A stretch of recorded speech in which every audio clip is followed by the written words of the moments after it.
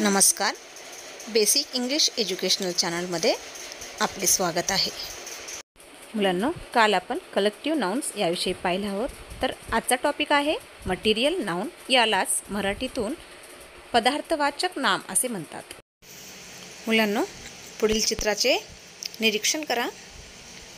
या चित्रात तुम्हाला काय दिसत आहे?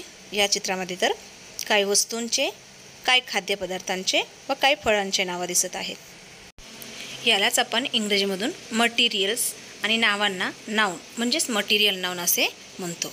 निसर्गातून आढळणाऱ्या काही घटकापासून काही घटक नैसर्गिकरित्या तयार होतात.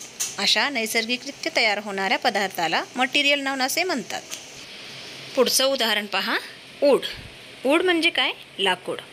तर लाकडापासून काही पदार्थ बनवले जातात. ते म्हणजे चेअर, टेबल, स्टेअर्स, विंडो.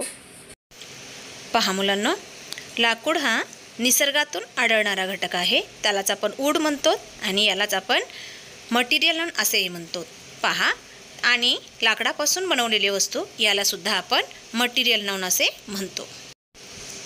पुढचं उदाहरण आहे मेटल. मेटल म्हणजे धातू. हा सुद्धा एक मटेरियल नाउन आहे आणि मेटलपासून बनवल्या जाणाऱ्या वस्तूसुद्धा मटेरियल नाउन्स आहे. Gold, silver, steel, copper, iron. Material noun म्हणजे आपल्या लक्षात आलं आहे की हे आपल्याला काउंटेबल नाउन्स आणि अनकाउंटेबल नाउन्स अशा दोन घटकामध्ये सुद्धा विभागणी केला जातो. काउंटेबल म्हणजे मोजता येणाऱ्या, अनकाउंटेबल म्हणजे मोजू शकत नाही. त्याची दारकता आणि मोजण्याचे माप वेगळे असतात.